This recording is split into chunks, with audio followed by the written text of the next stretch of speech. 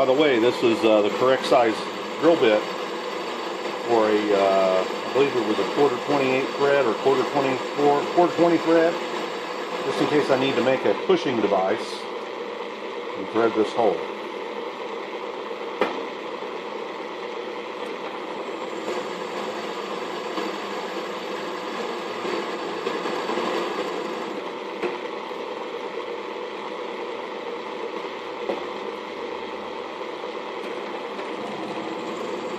I've slowly figured out that this is what I need to do experimentally here.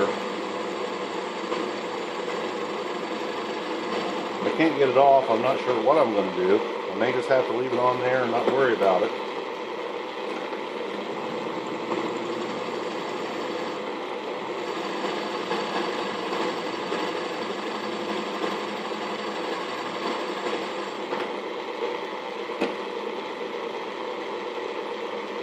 The main thing I'm trying to do is take my time and not destroy anything, not damage anything.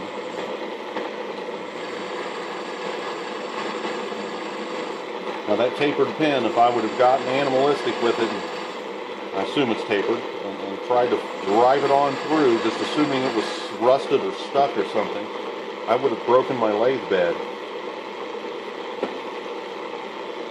So there was a limit to how hard I was willing to swing the hammer against that pin.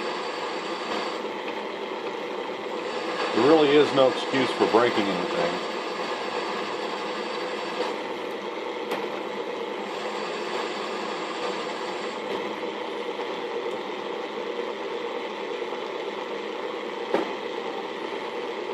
Drilling cast iron is interesting. I've only done it a few times. It makes very fine, very fine, almost sugar-like shavings. You see I'm coming through. Dropping through here.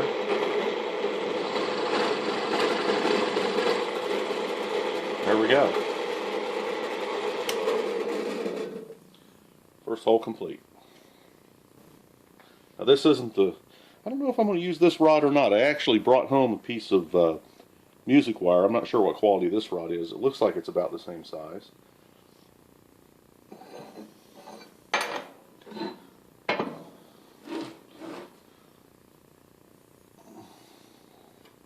Yes, drops right in the hole.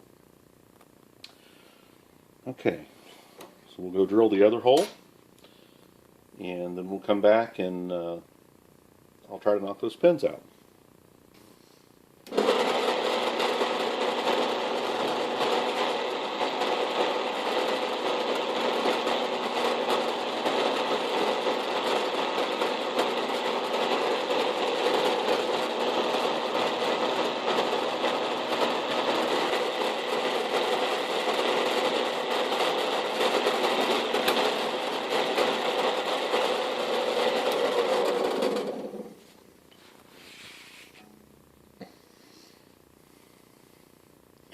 Nastiness. Okay, I'm going to cut my music wire off. I'm going to use my Dremel tool. This is an Easy Lock disc by Dremel. These things are pricey. They're very proud of them. I think it's the cheapest one you can buy because they last forever. It has this really cool mandrel that means you can misalign it while you're cutting and it doesn't explode like a lot of other cutoff wheels.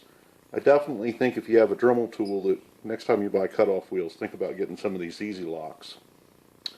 I've just used a piece of tape to mark this where I want to cut it, and got some safety glasses on. Yes, I am grinding near my lathe bed, but I haven't cleaned it for painting yet. Now, music wire is super tough stuff. You cannot cut this with a pair of dikes or bolt cutters. You will ruin them. You have to grind this. There's a couple of different methods for cutting it. I mostly will use a Dremel tool on it. You can get a tool for your hacksaw called a rod saw, which is a rod with carbide impregnated on it, and you can cut it with that. The very first time I ever cut music wire, that's how I did it. You can cut it on a grinder by using the corner of the wheel, which might not be the safest thing in the world. Or you can use some kind of cutoff wheel like I'm doing here.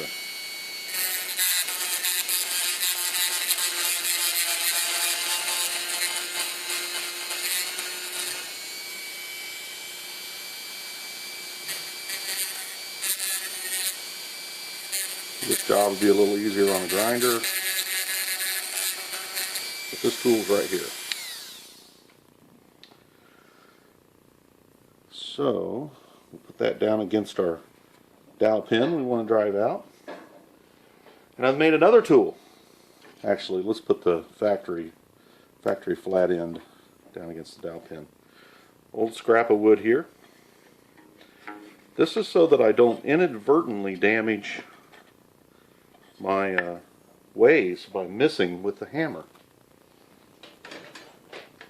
I want to be, you know, being a good mechanic is about little things like this. You know, I don't want to, if I were to miss this rod and hit my ways here, I might do some damage that I just couldn't correct.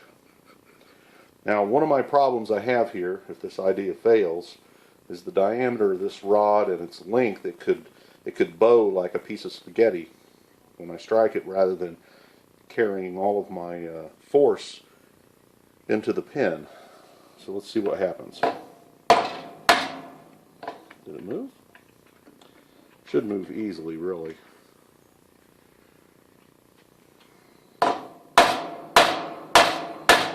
There it goes. Wow. I am so happy.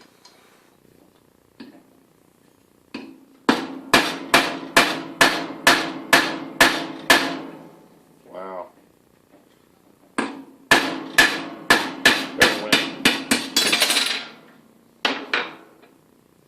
Should have put something under there to catch that.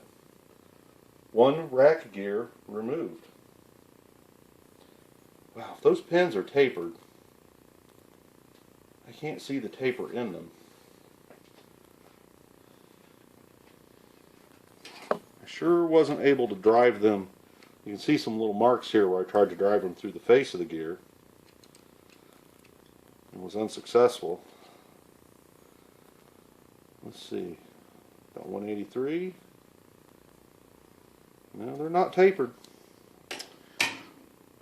Well, but this is what I needed to do to remove them.